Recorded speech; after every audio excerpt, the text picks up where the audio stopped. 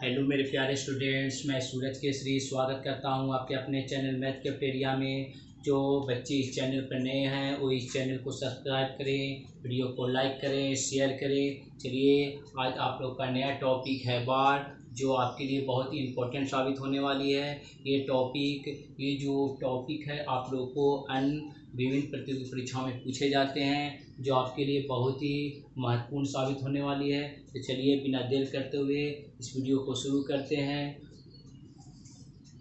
तो आज आप लोग यहाँ पर पढ़ेंगे शांत दशमलव, अशांत दशमलव। ठीक है, बार के टॉपिक में सबसे पहले हम पढ़ेंगे शांत दशमलव, अशांत दशमलव। शांत किसे कहते हैं आप लोग भली भांति जानते हैं, क्योंकि आपको डिजिट एंड नंबर्स वाले टॉपिक में इस पर चर्चा की गई थी। चलिए पुनः इस टॉपिक को आगे चर्चा करते हैं।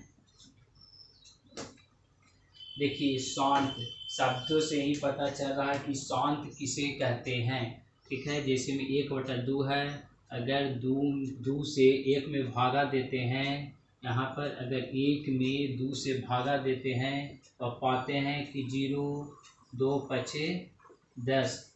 अगर भाग देने पर शेषफल 0 हो तो हम उसे क्या कहेंगे? शांत।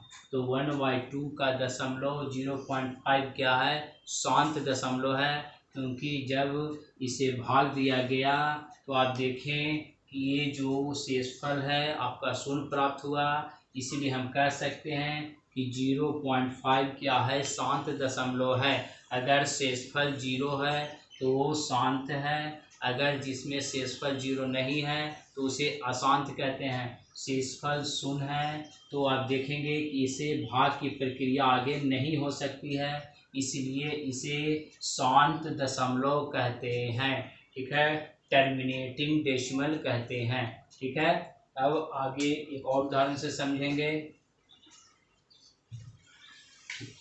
1/3, 1/3 को आप जब भाग देंगे, भाग देकर देखिए 0.0, 3 त्रिका 9, 1, 3 त्रिका 9, 3 0, 3 त्रिका 9। तो आप देख रहे हैं यहाँ पर शेषफल 0 नहीं हो रहा है, तो आप देख रहे हैं भाग की प्रक्रिया खत्म नहीं हो रही है। तो आप इसे क्या कहेंगे? 0.333 डॉट डॉट डॉट को आप क्या कहेंगे? अशांत। ठीक है, ये आपका शांत हो गया, शांत दशमलव। ये आपका हो गया अशांत दशमलव। अशांत दशमलव किसे कहेंगे? अगर आपको भाग की प्रक्रिया अपनाने के बाद अगर शेषफल 0 नहीं हो तो आप उसे अशांत दशमलव कहेंगे। तो यहाँ 0.333 क्या है? अशांत दशमलव है। ठीक है, अब हम आगे टॉपिक पर चलते हैं। आप लोग भली बात ही जान गए कि शांत और अशांत किस प्रकार पहचानेंगे। आप यहाँ पर देखें कि शांत और अशांत पहचानने का पहला प्रक्रिया क्या है? भाग विधि।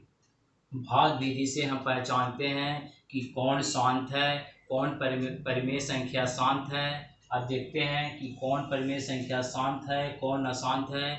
भाग विधि द्वारा हम अभी यहाँ पर देखें कि 1/2 जो परिमेय संख्या है यहाँ पर शांत है। 1/3 ये भी परिमेय संख्या है, जो भाग देने पर देखें कि अशांत है। तो इस प्रकार आप कह सकते हैं कि परिमेय संख्या शांत भी होता है, अशांत भी होता है। उसका जो दशमलव है वो शांत होगा तो कहीं अशांत होगा। ठीक है, अब हम अन्य फार्मूला से शांत और अशांत को पहचानेंगे। जैसे में अभी यहाँ पर लिखा गया 1/2, तो 1/2 शांत है या अशांत, ये तो भाग विधि द्वारा हम लोग जाने। लेकिन एक अन्य मेथड से हम लोग जानेंगे कि कौन शांत है, कौन अशांत है, कौन परिमेय संख्या शांत है, कौन परिमेय संख्या अशांत है। ठीक है, तो देखिए पहले आप इस मेथड को समझने की कोशिश करें। ठीक है, p/2 के पावर n गुने 5 के पावर n, अगर कोई परिमेय संख्या अगर इस फॉर्म में हो तो वो आपका शांत होगा, टर्मिनेटिंग। इसे इंग्लिश में हम लोग क्या बोलते हैं? टर्मिनेटिंग। ठीक है, अगर इस फॉर्म में है तो वो परिमेय संख्या क्या होगा, टर्मिनेटिंग दशमलव के रूप में होगा, टर्मिनेटिंग डेसिमल के फॉर्म में होगा। तो चलिए उदाहरण से समझने की कोशिश करते हैं। आप देख रहे हैं कि यहाँ पर दो को हम 2 गुने 1 लिख सकते हैं।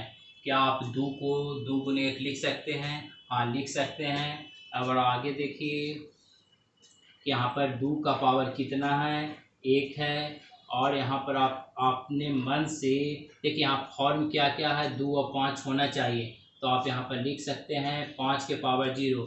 आप जानते हैं, आप घातांक करने में भली भांति पढ़े हैं कि जिस संख्या का पावर 0 होता है उसका मान 1 होता है। तो आप 1 की जगह 5 के पावर 0 लिख सकते हैं। तो आप देख रहे हैं कि ये जो है, जो इस फॉर्म में है, तो आपका ये 1/2 क्या हो जाएगा, शांत दशमलव। ठीक है, ये आपका क्या हो जाएगा, शांत परिमेय संख्या। जब इसे दशमलव में बदलेंगे तो जो दशमलव संख्या प्राप्त होगा वो कैसा होगा, शांत दशमलव। तो शांत दशमलव का एक और मेथड है, पहला मेथड भाग विधि द्वारा और दूसरा इस फार्मूला मेथड द्वारा। ठीक है, तो इसे आप ध्यान से समझें और बातों को समझने की कोशिश करें कि अगर कोई संख्या इस फॉर्म में हो तो आप उसे शांत कहेंगे, अगर इस फॉर्म में नहीं है तो अशांत कहेंगे, मतलब नॉन टर्मिनेटिंग डेसिमल कहेंगे। ठीक है, तो चलिए एक और उदाहरण से बातों को समझने की कोशिश करते हैं। जैसे में 13/20, तो आपको 13 का 13, देखिए अगर ये छोटा फॉर्म नहीं हो तब सबसे पहले इसे छोटा फॉर्म करेंगे। ठीक है, उसके बाद ही प्रक्रिया को आगे बढ़ाएंगे। यहाँ पर देख रहे हैं 13/20 का छोटा फॉर्म नहीं हो सकता है, ये खुद ही सबसे छोटा फॉर्म है। तो हम इस प्रक्रिया को आगे बढ़ा रहे हैं।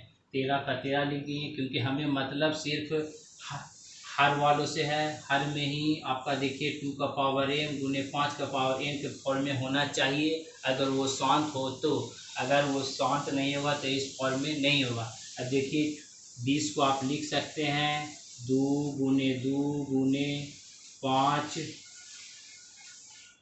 ठीक है, तो आप देख रहे हैं 13/2 के पावर 2 आप लिख सकते हैं, क्योंकि 2 2 बार है तो इसे 2 के पावर 2 लिख सकते हैं। और यहाँ 5 के पावर 1 लिख सकते हैं, क्योंकि 5 कितने बार हैं, 1 बार। तो आप यहाँ पावर के तौर पर क्या लिखेंगे, 1। ठीक है, तो आप देख रहे हैं यहाँ भी ये जो है 2 के पावर n गुने 5 के पावर n के फॉर्म में है, जो इस रूल को फॉलो कर रहा है। तो आप इसे क्या कहेंगे, शांत दशमलव। शांत दशमलव को बोलते हैं टर्मिनेटिंग डेसिमल। ठीक है, अब अन्य तथ्यों को समझने की कोशिश करेंगे।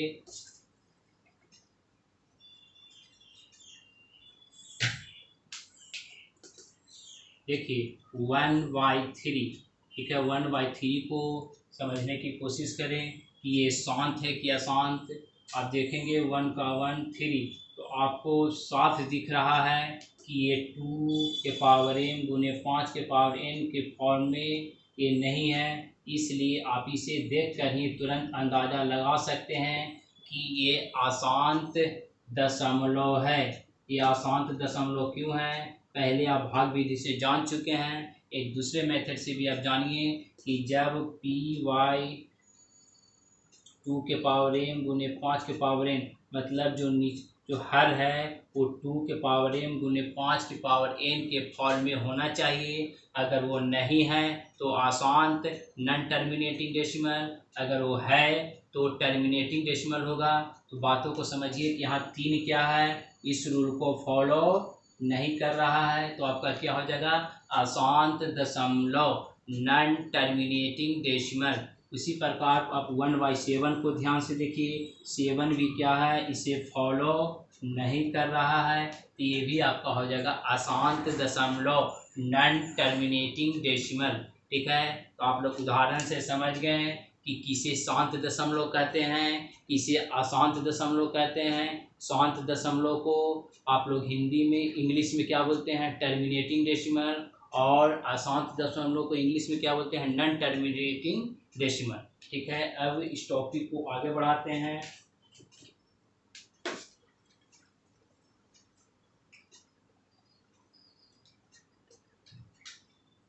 आवर्ती दशमलव, आवर्ती दशमलव। देखिए आवर्ती दशमलव दो प्रकार के होते हैं, एक शुद्ध आवर्ती दशमलव, एक होते हैं शुद्ध आवर्ती दशमलव, ठीक है, और एक होते हैं आपका मिश्रित आवर्ती दशमलव। अब ध्यान से देखिए कि आवर्ती दशमलव दो प्रकार के होते हैं, एक शुद्ध आवर्ती दशमलव, एक मिश्रित आवर्ती दशमलव। आवर्ती को आप लोग बोलते हैं रिपीटिंग, आवर्ती को क्या बोला जाता है, रिपीटिंग डेसिमल, जिसे रेकरिंग डेसिमल के भी नाम से जाना जाता है। रिपीटिंग डेसिमल को अन्य नाम से भी जाना जाता है, जिसे रेकरिंग डेसिमल कहा जाता है, ठीक है। तो चलिए आवर्ती दशमलव क्या है, बातों को समझने की कोशिश करें। जैसे में आप 1/3 लिए थे, तो इसका जब दशमलव फॉर्म में बदलते हैं तो 0.333 डॉट डॉट डॉट आता है, ठीक है। तो आप इस 0.33 को आप ऊपर रैकरिंग लगाते हैं, जो कि क्या हो गया, आपका आवर्ती हो गया, ठीक है। रैकरिंग को क्या बोलते हैं, आवर्ती, ठीक है। मतलब उसका पुनरावृत्ति होना, मतलब जो संख्या बार बार आए, ठीक है, उसी को हम क्या बोलते हैं, आवर्ती, ठीक है। आवर्ती किसी कहते हैं, किसी संख्या अंक का पुनरावृत्ति होना, बार बार आना ही क्या है, आवर्ती। आवर्ती इसीलिए इसे बार से डिनोट करते हैं, इसे क्या कहते हैं, बार या रेकरिंग भी इसे कहा जाता है, ठीक है। लेकिन एक्चुअल में इसे बार कहा जाता है, लेकिन कुछ लोग बोलचाल की भाषा में इसे रेकरिंग नाम दिए हैं, जो कि कुछ हद तक वो भी सही है, ठीक है। बातों को समझने की कोशिश करें कि रेकरिंग को इस प्रकार से भी लिखा जाता है, किसी अंक के ऊपर डॉट के तौर पर दर्शाया जाता है। अगर कोई रेकरिंग जैसे में 0.14, अगर ये पूरा पर रेकरिंग है, तो अगर इसे पॉइंट में दर्शाना है तो किस तरह दर्शाएंगे, जीरो सब पर पॉइंट नहीं लिखना है, सिर्फ फर्स्ट एवं एंड वाले जो संख्या होंगे, जो डिजिट होंगे, उस पर आपको सिर्फ इसे डिनोट करना है, आपका ये पूरा डिनोट हो जाएगा, ठीक है। मतलब अगर फर्स्ट और लास्ट पर अगर आप डिजिट पर आप बार लगाते हैं, आप रेकरिंग लगाते हैं, तो इसका मतलब ये होता है कि 4, 2, 8, 5 पर भी रेकरिंग लगा हुआ है। अगर आप इस प्रकार नहीं लिखते हैं तो आप इस प्रकार लिखें, जो कि देखने में बहुत ही आकर्षक होते हैं, देखने में बहुत अच्छे लगते हैं, इसलिए आप इसे इस तरह से ही लिखें जिससे किसी प्रकार का दुविधा ना हो, ठीक है। लेकिन आप इस प्रकार भी लिख सकते हैं, ठीक है। आप बार को इस तरह से लिख सकते हैं, अंक के ऊपर इस तरह से भी लिख सकते हैं, चाहे डॉट के रूप में भी लिख सकते हैं। आप किसी भी प्रकार आप बार को लिख सकते हैं, रेकरिंग को लिख सकते हैं, ठीक है। तो आवर्ती दशमलव किसे कहते हैं, जो दशमलव के बाद अंक और संख्या का पुनरावृत्ति हो, जिस संख्या में दशमलव के बाद अंक या संख्या का पुनरावृत्ति हो, उसे क्या कहेंगे, आवर्ती दशमलव। मतलब एक ही संख्या बार बार आना, एक ही अंक बार बार आना आवर्ती कहलाता है। उसी को इंग्लिश में क्या बोलते हैं, रेकरिंग, उसी को इंग्लिश में रिपीटिंग भी बोलते हैं। इसे क्या कहते हैं, रिपीटिंग डेसिमल या रेकरिंग डेसिमल, ठीक है। इसे इस प्रकार रेकरिंग से डिनोट किया जाता है या बार से डिनोट किया जाता है, ठीक है। अब हम पढ़ेंगे कि शुद्ध आवर्ती दशमलव किसे कहते हैं। आप दशमलव के बाद जितने भी अंक हैं अगर सभी पर रेकरिंग हो, दशमलव के बाद जितने भी अंक हैं अगर सभी पर रेकरिंग हो, तो उसे शुद्ध आवर्ती दशमलव कहते हैं। क्या कि दशमलव के बाद जितने भी अंक हो अगर सभी अंक पर रेकरिंग हो तो उसे शुद्ध आवर्ती दशमलव कहते हैं, प्योर रेकरिंग डेसिमल, ठीक है। अब यहाँ पर समझना है मिश्रित आवर्ती दशमलव को क्या कहते हैं, मतलब मिक्स रेकरिंग डेसिमल किसे कहते हैं, वैसी आवर्ती दशमलव जिसमें दशमलव के बाद कुछ अंक पर रेकरिंग हो और कुछ अंक पर रेकरिंग नहीं हो, उसे मिश्रित आवर्ती दशमलव कहते हैं। चलिए देखिए दशमलव का एक पहला उदाहरण आप साफ साफ देख रहे हैं, है ना, क्योंकि इसमें दशमलव के बाद जितना भी अंक है, एक अंक है उस पर सभी पर क्या है, ये रेकरिंग है। उसी प्रकार आप यहाँ पे देख सकते हैं कि ये शुद्ध आवर्ती दशमलव है, क्योंकि यहाँ पर दशमलव के बाद जितने भी अंक हैं सभी पर रेकरिंग है, इसीलिए हम इसे क्या कहेंगे, शुद्ध आवर्ती दशमलव। चलिए अब मिश्रित आवर्ती दशमलव का उदाहरण लेते हैं।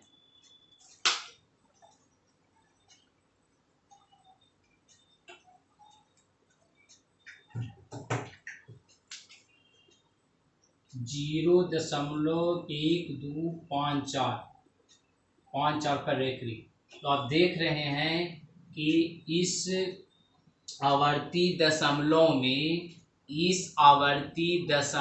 में कुछ अंक पर आपका रेकरिंग नहीं है और कुछ पर रेकरिंग है, तो आप इसे मिश्रित आवर्ती दशमलव कहेंगे।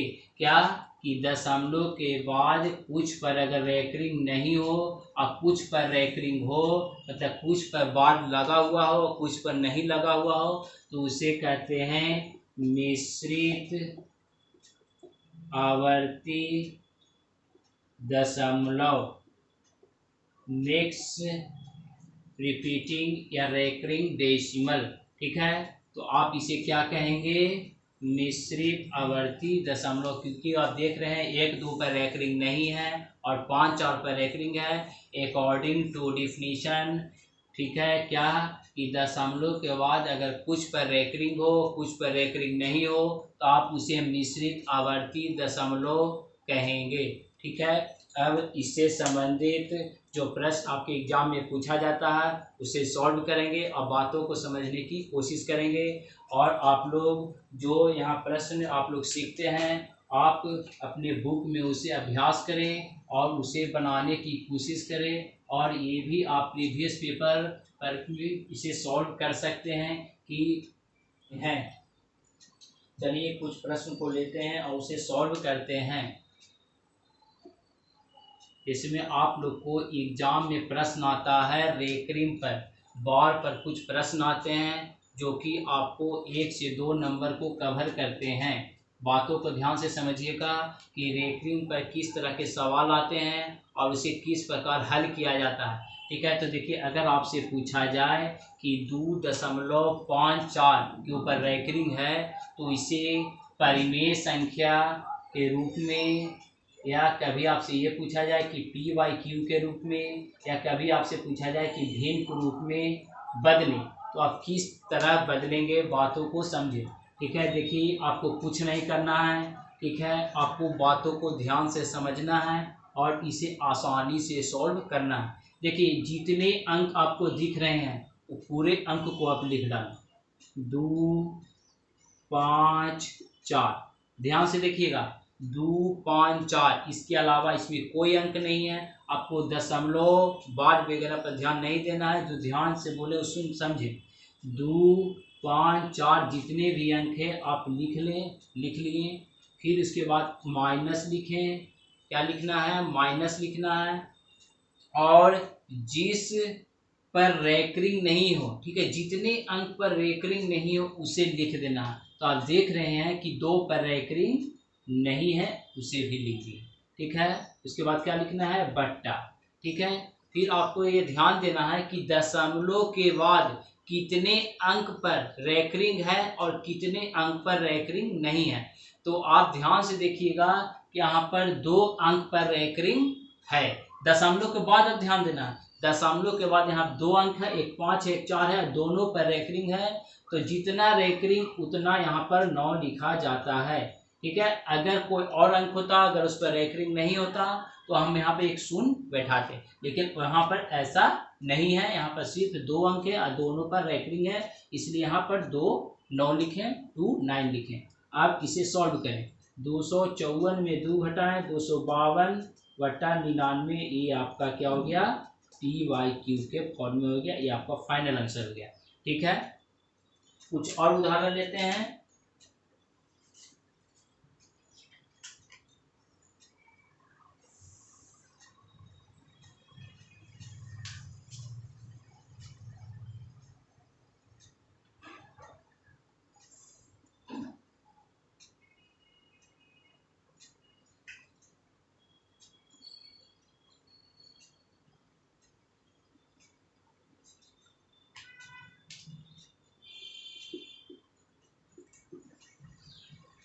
देखिए इसे किस तरह से सॉल्व करेंगे, ठीक है ना। इसे PYQ के फॉर्म में निकालना है। ये प्रश्न आपको पूछा जाता है, इसे PYQ के फॉर्म में निकालें, चाहे परिमेय संख्या के रूप में निकालें, चाहे आप भिन्न के रूप में निकालें। ठीक है, तो किस तरह से निकालते हैं अभी आपको बताया गया कि जितने भी अंक है उसे पूरा लिख दें। तो 6, 5, 4, 3 आपको बोर्ड पर क्या क्या दिखाई दे रहे हैं, 6, 5, 4, 3 सभी को लिख देना है। फिर उसके बाद क्या लिखना है, माइनस लिखना है। ठीक है, फिर उसके बाद वो अंक लिखना है जिस पर रेकरिंग नहीं हो। तो देखिए 6 और 5 पर रेकरिंग नहीं है, तो आप टोटल यहाँ पर लिख दें 65 माइनस। ठीक है, फिर आप क्या लिखेंगे बट्टा के बाद कि कितने अंक पर रेकरिंग है। तो 2 अंक पर आपका रेकरिंग है, तो 2 आपको यहाँ पर 9 लिखना है। फिर इसके बाद ये देखेंगे कि कितने अंक पर रेकरिंग नहीं है। तो आप देखिएगा कि यहाँ पर 1 अंक पर रेकरिंग नहीं है, तो 1 यहाँ पर क्या बैठा देंगे, 0 बैठाएंगे। अभी बताएं कि जितने अंक पर रेकरिंग उतने 9 और जितने अंक पर रेकरिंग नहीं उतने 0। ठीक है, अब इसे सॉल्व करें। 13 में से 5 गया 8, बाकी बचा 3, 13 में से 6 गया 7, बाकी बचा 4, 64 78/990। ये आपका क्या हो गया, PYQ के फॉर्म में हो गया। तो इस तरह का सवाल आपको कंपटीशन लेवल पर पूछा जाता है, जो कि आपका ये बहुत ही महत्वपूर्ण प्रश्न है। आप इसे आसान नहीं समझे, इसे बहुत सारे जो बच्चे हैं इसे कंपटीशन लेवल पर गलत कर आ जाते हैं, क्योंकि इसमें छोटे छोटी बातों पर ध्यान देना बहुत ही आवश्यक होता है। ठीक है, तो चलिए इसी से तो अगला टॉपिक पे चलते हैं, जो कि वो भी आपको बहुत ही महत्वपूर्ण होने वाला है। एक नया प्रश्न लेते हैं।